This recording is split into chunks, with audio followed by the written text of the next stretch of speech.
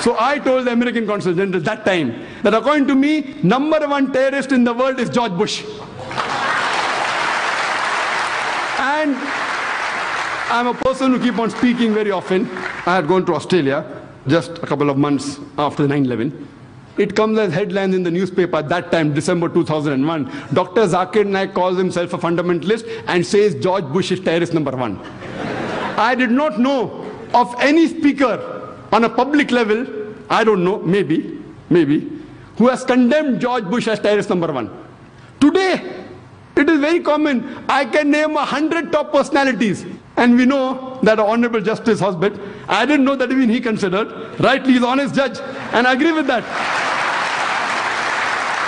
I don't know when is the first time he said, I don't want to compete with him, he's more senior to me. I don't know when is the first time he said that.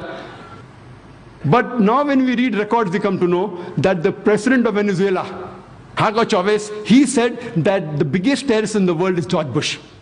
The president-elect of Bolivia, Evo Morales, he said that George Bush is a terrorist. The famous singer and activist of America, Harry Belafonte, he said the biggest terrorist in the world is George Bush.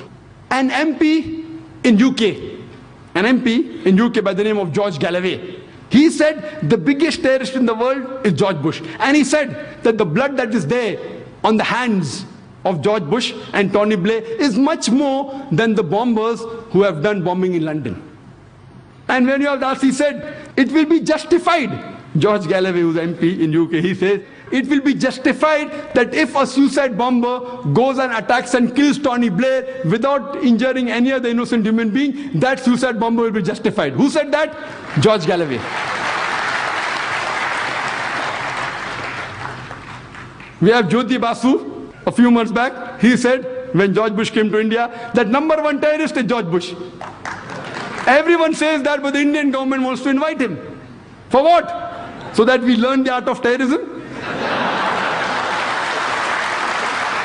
Recently, a couple of days back, it was a news article in the newspapers that the Nobel Prize winner Betty Williams, she said that she would love to kill George Bush. She would love to kill George Bush, which I differ.